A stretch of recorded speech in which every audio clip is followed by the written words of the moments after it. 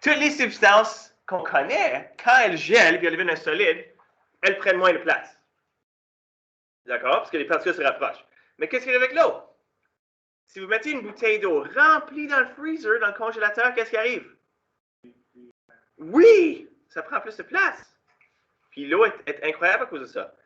L'eau, la masse volumique de l'eau devient moins grande quand elle gèle. D'accord? Puis si ce n'était pas le cas, pensez-y, quand l'eau gèlerait, si la masse volumique de l'eau était plus grande quand elle gèlerait, qu'est-ce qui arriverait au bloc de glace à la surface de l'eau? Il tomberait au fond de l'eau, puis là, ça gèlerait à la surface encore, puis ça tomberait, puis ça gèlerait, puis ça tomberait, puis éventuellement, la rivière serait complètement gelée. Tu vas jusqu'en haut. N'est-ce pas? Il n'y aurait pas de poisson! Il n'y aurait pas de vie, on serait tous morts, probablement. On n'aurait jamais évolué. Comment triste c'est à cause que l'eau, juste cette petite propriété-là, du fait que l'eau prend plus de place quand elle gèle, comparativement aux autres. Ça, c'est pas comme ça dans les autres. Tout ça pour dire que dans un solide, la vitesse du son est plus rapide. So, j'ai mis quelques chiffres ici. Dans l'air, l'eau, non, la vitesse du son est 332. Dans un liquide, dans l'eau, c'est 842, donc comme si ça soit plus vite. Puis dans l'or, si vous avez de l'or, je ne sais rien faire. Je voulais faire envoyer des ondes sonores là-dedans. C'est 15 000. OK? Je ne sais pas si vous avez de l'or dans la maison à rien faire. Je suis allé à la Monnaie Royale, il y a quelques années, puis il y avait un bloc d'or. C'est comme ça, là? C'est des briques. Des briques d'or. C'est que ça valait comme 500 000 $. Il y avait un monsieur qui était là, puis il regardait quand tu le touchais, évidemment. Je vais partir avec ça. 500 000 $. OK. Mais nous, on va se concentrer sur la vitesse du son dans l'air. C'est quoi le facteur qui affecte la vitesse du son dans l'air? Le facteur numéro 1, c'est là. Quand est-ce que le son, la vitesse du son dans l'air c'est comme l'onde se propage d'une molécule à l'autre. Tu sais, quand le son se propage, comme entre ma voix et vos oreilles, le son se propage d'une molécule à l'autre. Et puis, s'il fait chaud, les molécules bougent plus, c'est plus d'action. Donc, c'est la température qui va affecter la vitesse du son dans l'air. Plus il fait chaud, plus le son va aller rapidement. Puis plus il fait froid, moins le son va aller rapidement. Parce que les molécules bougent moins parce qu'il fait froid. Tu sais, comme à moins 40, là, les molécules sont comme... Ils ne bougent pas, mais quand il fait chaud, ils bougent beaucoup. Tu sais, ils sont actifs. Alors, à 0 degré Celsius, tout le monde, la température à 0 degré Celsius, tout le monde comprend l'échelle Celsius? Vous ne fonctionnez pas avec Fahrenheit, Angela? Kelvins? Celsius. À 0 degré... Pourquoi est-ce que 0 degré Celsius est important? Qu'est-ce qui arrive à 0 degré Celsius? Sean? L'eau gèle. Exactement. Puis qu'est-ce qui arrive à quel point est-ce que l'eau devient un gaz? 100! 100! Ça, c'est les deux chiffres importants. L'eau bouille. L'eau va bouillir à 100 degrés Celsius. Exactement. Donc, à 0 degré Celsius, on dit que la vitesse du son est à peu près 332 mètres par seconde. OK? 332 mètres par seconde. Ça veut dire comme 1 km, ça prend à peu près 3 secondes. Au fur et à mesure que la température augmente, la vitesse du son va augmenter. Puis, pour chaque degré, la température augmente, la vitesse augmente de 0,6 mètres par seconde. OK? Alors, pas difficile de faire des calculs comme ça, tout le monde. On réintroduit des mathématiques un petit peu dans le cours aujourd'hui. Pour ceux qui aiment les mathématiques et que ça leur manquait, on va les réintroduire. On va regarder 2 formules aujourd'hui. Une pour la vitesse du son dans l'air et une pour la vitesse du son à cause d'un mouvement relatif entre la source et ceux qui le détectent. So, on y va. Un orchestre d'école doit jouer un concert le 4 décembre au Parc Provencher. S'il fait moins 10 degrés Celsius, à quelle vitesse le son se propage-t-il? Moins 10! Qui voudrait jouer dehors? Qui est-ce qui joue en harmonie encore? Angela? Jake? À moins 10 degrés Celsius. Est-ce que vous irez faire un concert? Est-ce que vous êtes en train de jouer dehors présentement dans vos cours? Un cours dehors? Jake, toi, tu joues quoi? Le trombone? Non, le saxophone. Angela? Clarinette. La flûte. Okay. S'il fait moins 10 degrés Celsius, à quelle vitesse le son se propage-t-il? Ça. On ne va pas utiliser celui-là. La vitesse du son est égale à 332 plus 0,6 fois moins 10. Qui peut me dire c'est quoi 0,6 fois moins 10? Kaya?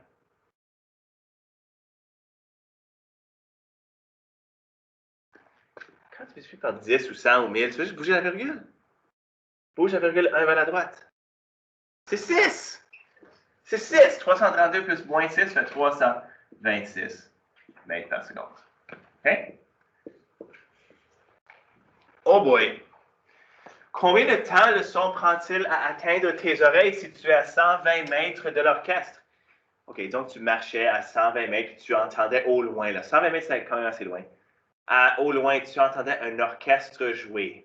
Combien de temps ça prendrait pour que ce son-là se rende à tes oreilles? C'est quoi une formule qu'on peut utiliser pour qui relie vitesse, distance et temps? Vous la connaissez? Pensez à votre science dixième de l'année dernière. Vitesse, distance et temps. C'est quoi l'équation curieuse de Jake?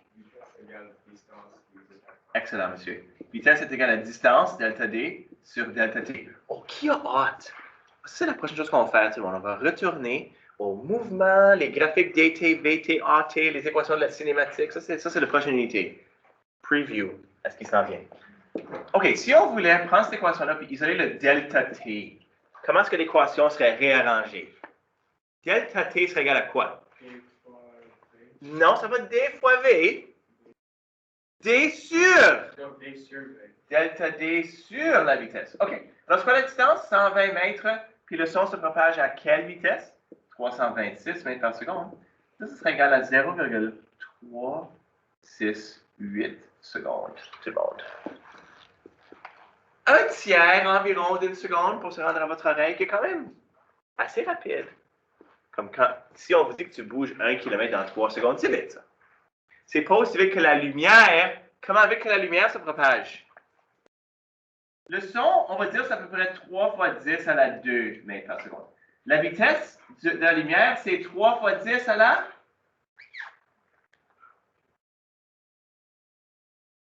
8 mètres par seconde. OK. Alors, si on fait la division, là, la lumière bouge à peu près 1 million de fois plus vite que la vitesse du son. C'est pour ça que tu vas voir quelqu'un frapper quelque chose avant d'entendre le bruit que ça fait. Si tu es loin, c'est plus détectable, c'est plus évident, mais quand vous êtes proche, moins évident. Là. OK. Un jour d'été où la température est 35 degrés Celsius. Qui aime 35 degrés Celsius? 35? Comme ta peau, tu peux cuire un œuf sur le trottoir, là, ou sur ta voiture. Tu peux cuire un œuf sur ta voiture à cette température-là. Aimes-tu le 35, Kaya? Moi non plus, Jake. Angela? T'aimes 35. Wow. Oh boy. Mais même comme aller dehors, tu sais, comme tout la porte, c'est comme rentrer dans une autre dimension. La chaleur qui te frappe. Hein? 35 degrés Celsius. Quelle est la vitesse du son dans l'air? So, V est égal à 332 plus 0,6 fois 35. OK, faisons du calcul mental. Faisons du calcul mental. Angela, t'es prête? 0,6 fois 35. OK. So, c'est quoi 10% de 35, Angela? Angela! 10% de 35. Bouge la virgule vers la gauche. C'est 3,5. OK. Fois 6. So, 3,5 fois 2, c'est 7. Fois 3? C'est quoi 7 fois 3, Angela? 21. Alors, c'est égal à 21. 332 plus 21, qui est égal à 353 mètres par seconde. Des petits trucs qu'on peut faire, hein, faire des calculs mentaux. 350. Ça, c'est plus vite, évidemment. Quand la température est haute, le son se propage plus rapidement. OK? Je disais l'autre jour, tout le monde, que la température sur Vénus, c'est à peu près 450 degrés Celsius. Puis j'expliquais ça à mes enfants en disant que si tu allais sur la surface de Vénus puis tu mettais juste des chicken nuggets sur un pupitre, 20 minutes plus tard, tu pourrais les manger. OK? Même pas besoin de les mettre dans le four. Qu'est-ce que ça? 450 degrés Celsius? 450 degrés. Excuse, moi je pense Fahrenheit. Excuse, moi je pense Fahrenheit. Excuse. Oh boy, j'ai peut-être menti à mes enfants. J'ai peut-être menti à mes enfants. Whatever, ils me croyaient quand même. Je pense que je sais tout. Pas ma fille, mon garçon plus. Elle pense que je sais rien. À l'effet Doppler, tout le monde, ça c'est la prochaine chose, qui implique la vitesse du son. OK? Voilà, l'effet Doppler, tout le monde, vous l'avez déjà vécu. Vous l'avez déjà vécu. Qui ici a déjà voyagé en voiture? Tout le monde? OK. Good. Parce que quand vous êtes dans une voiture, c'est là où vous allez probablement l'entendre le plus souvent. Même si vous êtes en train de marcher sur la rue, puis il y a une voiture qui vous passe, vous avez peut-être remarqué que la voiture, quand elle vient vers vous, puis lorsqu'elle s'éloigne de vous, le son va changer un petit peu. OK? Ou si vous regardez la télé, si vous regardez des voitures de course, à la télé, des courses, à la télé, est-ce qu'il y en a qui aiment regarder les voitures de course à la télé? F1, Jake? NASCAR? Okay. Non, NASCAR. Maintenant, je me filme. Il y a des choses que je dirais si je ne me faisais pas filmer. Tu sais, parce que là, si je dis quelque chose de potentiellement controversé, là, le monde va dire... Quoi ça? Y a-tu un mute?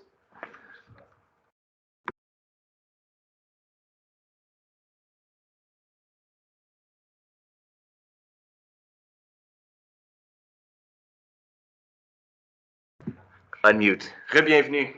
OK? OK, so quand il y a une voiture qui vous dépasse à une très haute vitesse, vous allez entendre ça ici. Est-ce que vous savez de quoi je parle? Kyle? Angela? Est-ce que tu sais pourquoi ça arrive, ça? Ça, c'est l'effet Doppler. C'est ce phénomène où la fréquence que vous entendez à cause d'un mouvement change. D'accord? So, ce qui arrive, quand quelque chose vient vers vous, tout le monde, vous allez remarquer que quelque chose qui bouge et qui émet un son, à cause de ce mouvement-là, les ondes sonores qu'elle émet vont devenir plus, genre, compressées devant cet objet-là. Donc, si chaque cercle ici représente une onde sonore, quand les ondes sonores sont plus près l'une de l'autre, la fréquence est plus élevée. Donc, vous entendez un son qui a une fréquence plus élevée. Puis, lorsque l'objet vous dépasse, elle est encore en train d'émettre ce même son. Mais puisqu'elle bouge, là, les ondes sonores ont plus d'espace l'une entre l'autre. Okay? Puis là, à ce moment-là, la fréquence est moyenne. Ce dessin ici, tout le monde, très difficile à comprendre nécessairement, mais je vais vous montrer une animation dans quelques instants qui va peut-être mieux illustrer ce que je suis en train de vous expliquer ici. Quand quelque chose vient vers nous et émet un bruit, on entend une fréquence qui est plus élevée que quand elle s'éloigne de nous. Okay? Alors, ça, c'est nommé en honneur d'un monsieur Doppler, Christian Doppler, un Australien. Si vous connaissez, c'est quoi l'Australie? Tout le monde sait c'est quoi l'Australie? C'est quelque chose déjà allé en Australie? John? OK.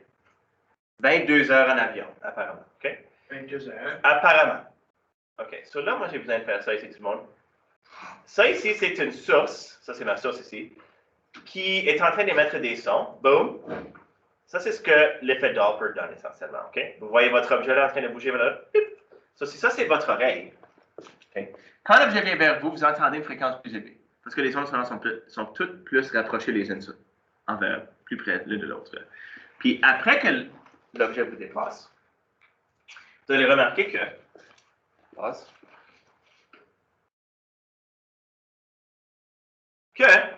là, les ondes sont plus espacées. Donc, vous entendez une plus basse fréquence. Donc, c'est ça qui explique le fait que vous entendez quand la voiture vous passe, ou bien quand l'ambulance passe, puis elle va comme Vous avez déjà remarqué ça? Kaya? Good. Angela? Vous avez tous été dans une voiture, n'est-ce pas? Jake, tu as déjà entendu ça? Sean? Brendan? C'est comme ça qu'on l'explique, tout le monde. Je vais mettre un lien vers ce site web ici sur Edby pour ceux qui veulent le regarder à la maison puis jouer avec ça ici. Parce que je peux jouer avec les données ici, hein?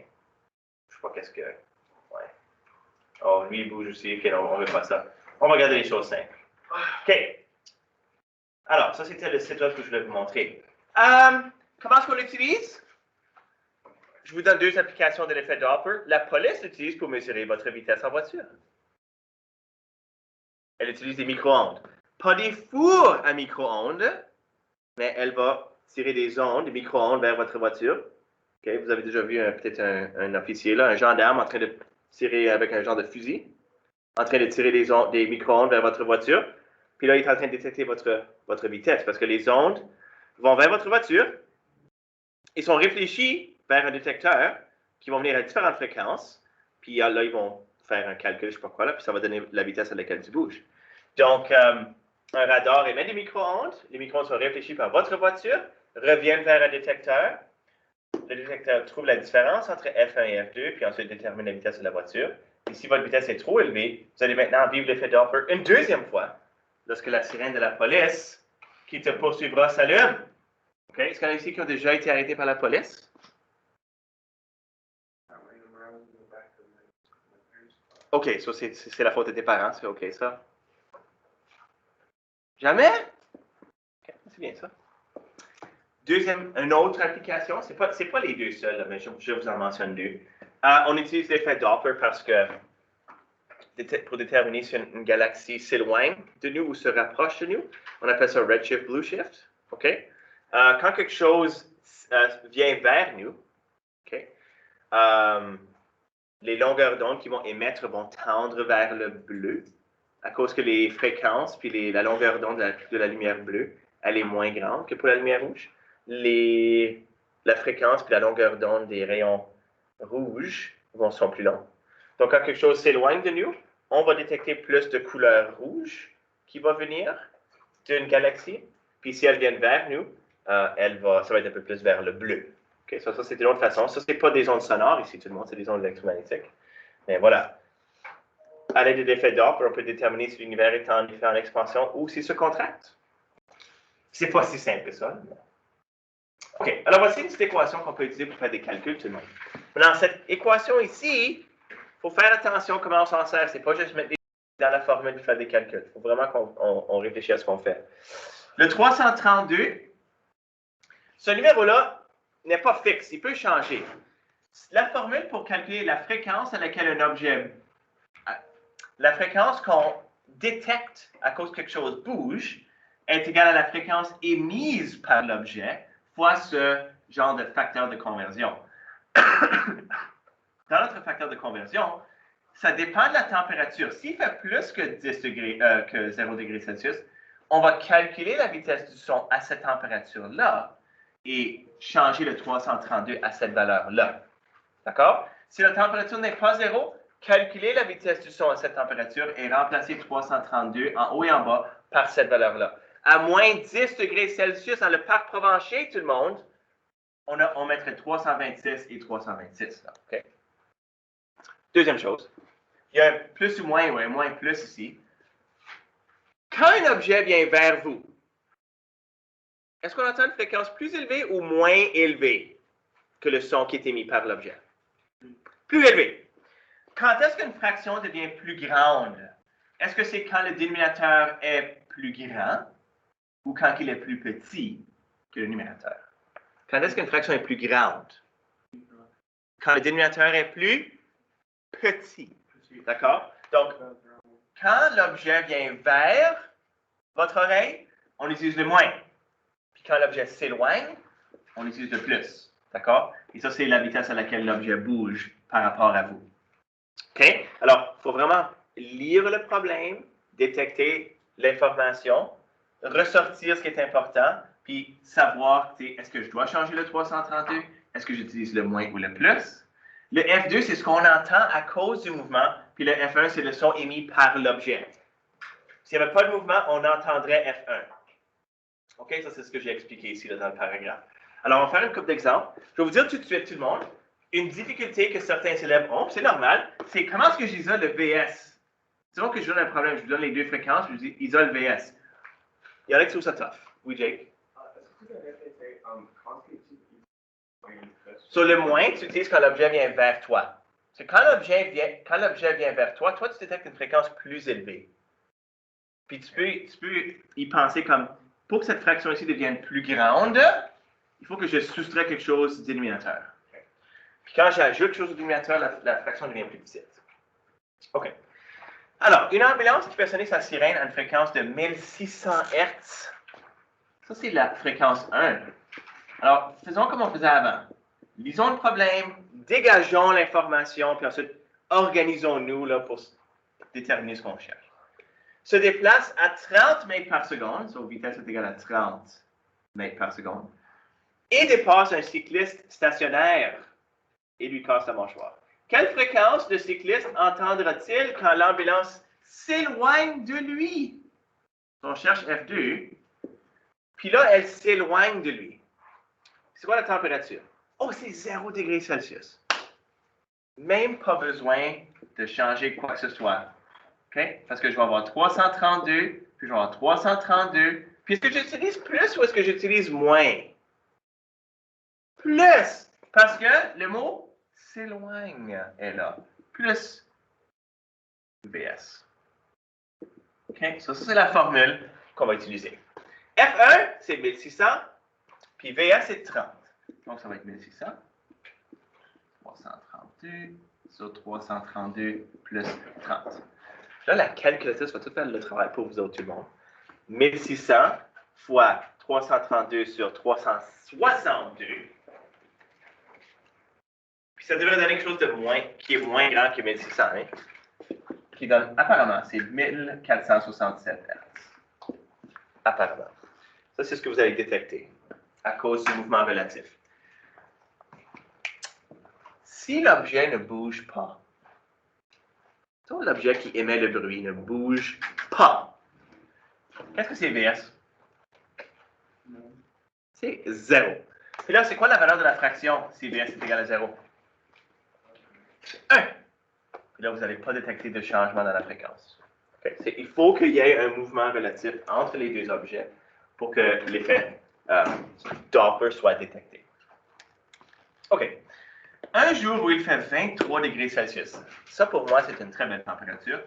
Une ambulance fait sonner sa sirène à une fréquence de 1600 Hz. Oh, il fait 23 degrés Celsius. Qu'est-ce que ça veut dire, tout le monde? Ça fait chaud. Il fait beau. Il fait beau. La vitesse du son est plus vite que 332. Il va falloir qu'on calcule la vitesse du son à 23 degrés Celsius. OK, on fera ça dans quelques instants.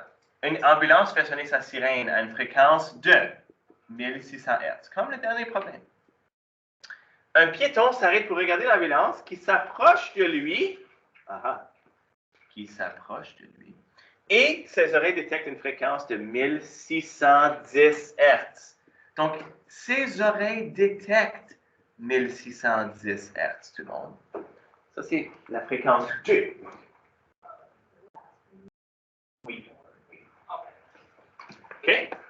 À quelle vitesse l'ambulance bouge-t-elle? Oh boy, ça c'est le problème là où est-ce qu'il faut trouver la vitesse. OK. Pour commencer, calculons la vitesse du son. OK, pour savoir quoi mettre dans le numérateur et dans le dénominateur. So, un petit calcul à part, 332 plus 0,6 fois 23. Qu'est-ce qu'on peut faire? 0,6 fois 23 plus 332.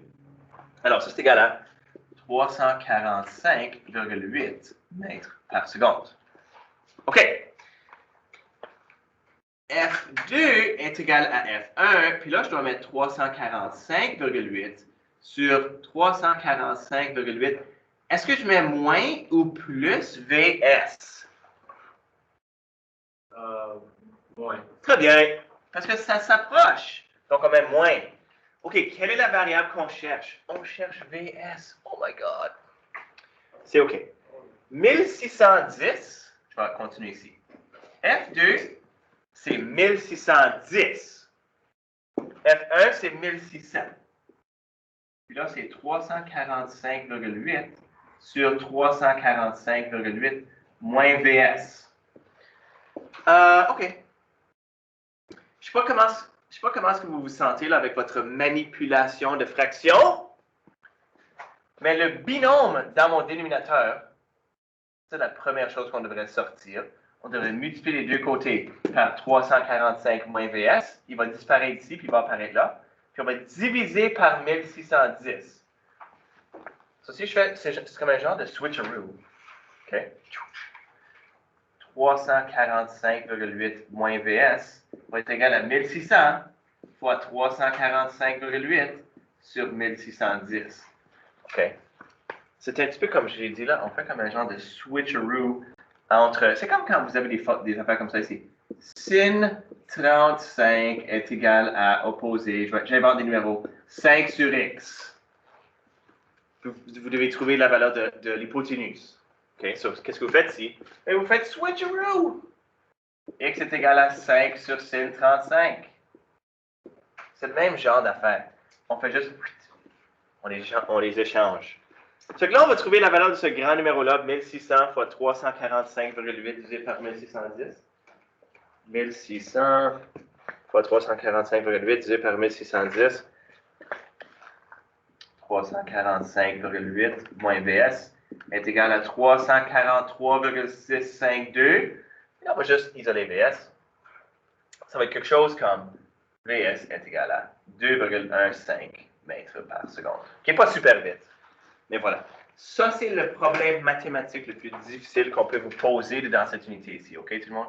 C'est d'isoler VS dans la formule pour un effet Doppler. OK?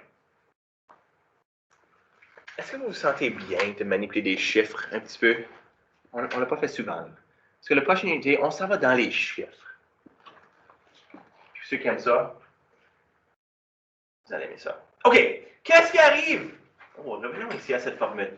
Qu'est-ce qui arrive ici, tout le monde, dans cette formule? Regardez-la. Admirez la formule. Qu'est-ce qui arrive à cette formule ici si un objet s'en vient vers vous à la vitesse du son? Qu'est-ce qui va arriver? Un objet s'en vient vers vous à 332 mètres par seconde.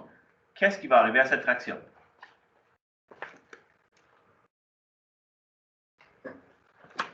L'objet s'en vient vers vous à 332 mètres par seconde. Qu'est-ce qui va arriver? Ça devait être plus. Non, ça vient vers toi. Moins. Négatif. OK, ça vient vers toi, 332 mètres par seconde. Qu'est-ce qui va arriver à ce dénominateur? C'est 0. Est-ce qu'on peut diviser par 0? Oui, mais pas vraiment. Qu'est-ce que ça veut dire? On ne peut pas diviser par 0, Sean. Non! On ne peut pas diviser par 0. La division par 0 est un non-sens. OK? Pas diviser par 0. Donc, cette formule ici ne cesse de fonctionner. Alors, qu'est-ce qui arrive quand tu bouges à la vitesse du son? Regardez. Vous collez en permanence à toutes les ondes sonores que vous émettez. D'accord? Wow! Je ne vais pas vous demander là, de connaître tous les petits détails de ce qui se passe en réalité. Je vais vous montrer une vidéo dans quelques instants d'un avion qui dépasse le mur du son. Tellement cool! En tout cas, elle colle. Je vais lire ce que ça dit. Lorsqu'un avion se déplace à la vitesse du son, l'avion colle en permanence à l'avant de toutes les sphères créées précédemment, qui se retrouvent donc toutes tangentes à un plan perpendiculaire au mouvement de l'avion. Elles sont toutes collées les unes sur les autres. La superposition d'une multitude de petites perturbations crée une grosse perturbation qu'on appelle le mur du son. Qu'est-ce qui arrive quand tu dépasses le mur du son? Parce qu'il y a des avions qui peuvent aller plus vite que le son.